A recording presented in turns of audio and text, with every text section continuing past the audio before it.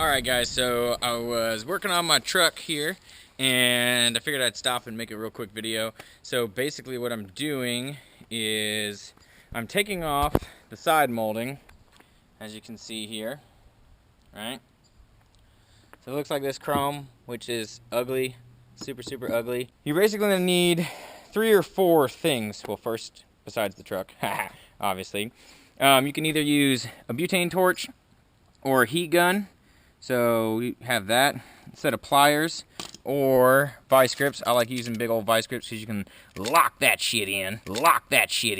You're gonna need one of these eraser wheels, which this is just a 3M rubber eraser wheel. You can stick it in a drill. So what you do is you take your torch, heat it up, so you see that color change, how it flashes like that? I don't know if you can see a reflection, but so you see that little color change like that? And all you're doing is trying to get the glue to come unstuck. That's all. You don't want to burn the shit out of your door or anything like that. As you can see, I'm going real fast with the heat. About an inch or 2 away. Just heat it up real good. Safety glasses, safety glasses, safety glasses, safety. Come on. Yeah, that's all you need right there. Get a little bend on it. And give her a little pull. You might have to come back with heat again. But right off, just like that. Boom, bam. Got that off. She's a little toasty. That was the area that I heated, and as you can see, there's still some glue on there, right? Real slow. Press her up against your flat.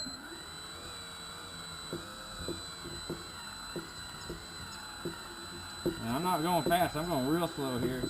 I'm just letting it do its work. It's just friction. That's all that is.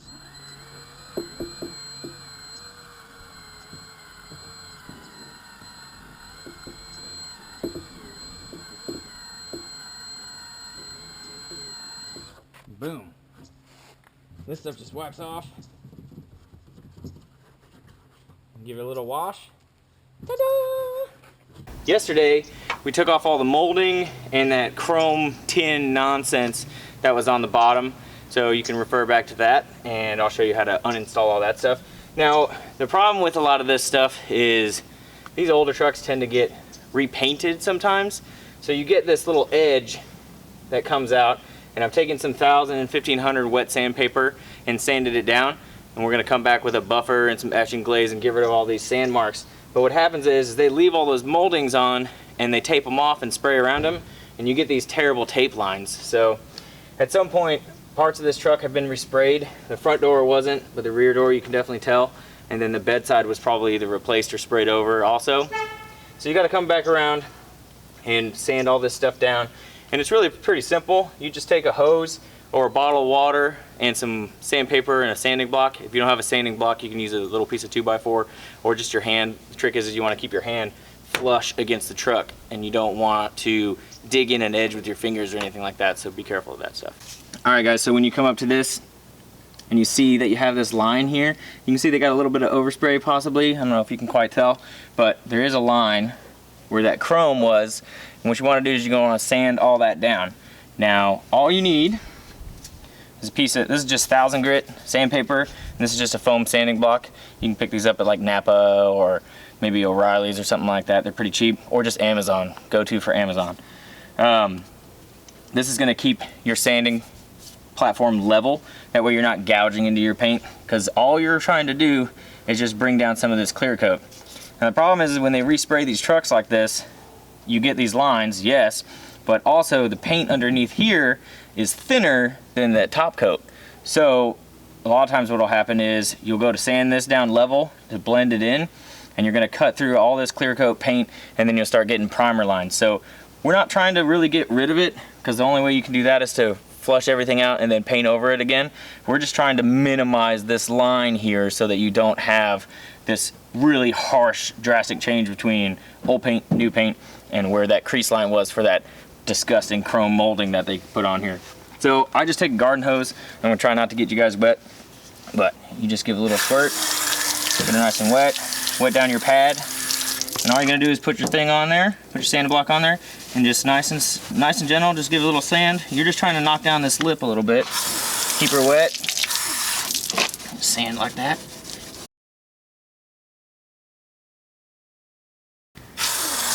When you start getting that buildup, you want to rinse it off so you have a nice clean palette. And I'm keeping this block really flat when I'm sanding so I'm not all over the place. Go both directions. You want to go diagonal, about 45 degrees to whatever you're sanding, up and down. And when it starts getting foamy like that, that's just clear coat coming off. That's just your sanded material coming out of there, so you want to spray that off. If you hear your pad squeaking, if it gives a little squeak, squeak, squeak, squeak, that means because you got a piece of dirt in there or you have too much sediment building up and now you're scratching your paint, so you want to get rid of that. Now see, there's still a line there, but if you run your finger across it, you can feel it smooth out a little bit. We don't want to go too far in there because what's going to happen is, as you can see here, a little bit of primer line is going to start coming through. All we're trying to do is knock it down so it's a little less visible. And when we come back with a buffer, it'll melt it in a little bit and blend it even more. So just keep working your edges. This is a big edge right here, so we're going to try and take that down. If you have this bump up like that, you can turn your block sideways and roll into it. If you push like this, you're just going to jab the edge of your sandpaper in there and you're going to end up cutting into your paint. So just kind of stick it up and just very gently. Now the other tricky part with this is it's a black truck. It's annoying. This is probably the hardest paint job to keep flaws out of. If it was white, you wouldn't notice it, or a lighter color, blue, orange, yellow, even red. Red hides stuff pretty well. Black shows everything. Looks great when it's clean. Pretty much you run through a mud puddle or you have a little bit of debris or some nonsense on there and you see it all. So if you got somebody with a super clean black truck, you know they put some work into it, that's for sure. It used to be that way with my F-350, and then I was like, well, it's just a Ford, so who cares?